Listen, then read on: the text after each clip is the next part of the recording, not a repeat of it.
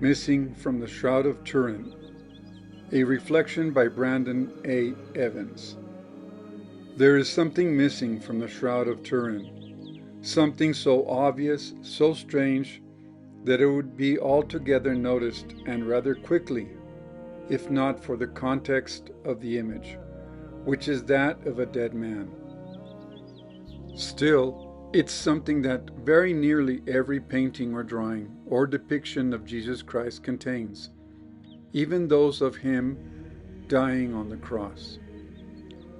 I would dare say it would have been his most striking feature, and that its absence could very well be a providence to all who look upon the relic with weakened human hearts. It is odd in a sense because the Shroud of Turin holds nothing back. The figure it depicts is naked front and back. It is covered in wounds of flayed open skin and puncture marks. Blood has posthumously flowed onto the fabric. For it is more than an image. It's a photograph from the distant past. It is the face of Christ laid dormant in a negative image 1800 years before photography was invented, and another 70 years before anyone thought to apply the principles of film to the shroud. It's a face that speaks to us in the language of modernity, a photorealistic image unlike anything we have prior to 1826, least of all from the time of the Roman Empire, and even more least of all from the most important person in the history of human life on the planet. Supposing that Jesus meant for us to have this image, this one image of his human likeness, why? Why something so gruesome, so sad? Perhaps because the image on the shroud is eminently approachable.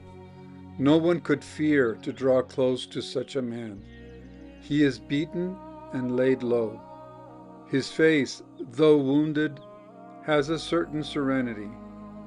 The Jesus of the shroud waits peacefully and gives us the chance not only to come close to him, but to see what cost love paid for our souls, and to be grateful to him. This is Christ the King, as he begs us to see him in the Gospels.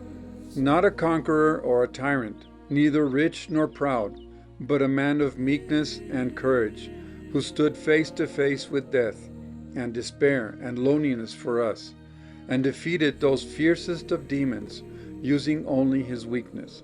This is a God who, to paraphrase C.S. Lewis, stoops to save and is not too proud to help us, even though we have shown that we prefer everything else to him. One possible religious explanation for how the shroud got its unique image is that it was burnt there by a supernatural light at the resurrection, making the shroud, like Christ himself, a place where the worldly and the divine intersected.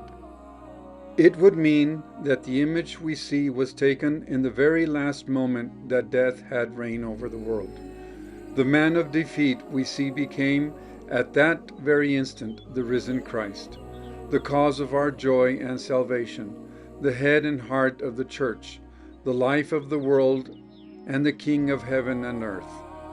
Half a second later, something happened that Jesus seemed to have specifically willed not to be shown on the Shroud of Turin. He opened his eyes. The eyes that could see through flesh and bone to the hearts of men, both wicked and saintly.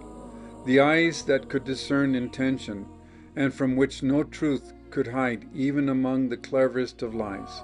The sight of those eyes is what gave the most wretched of sinners and the most crippled of bodies a hope beyond hope.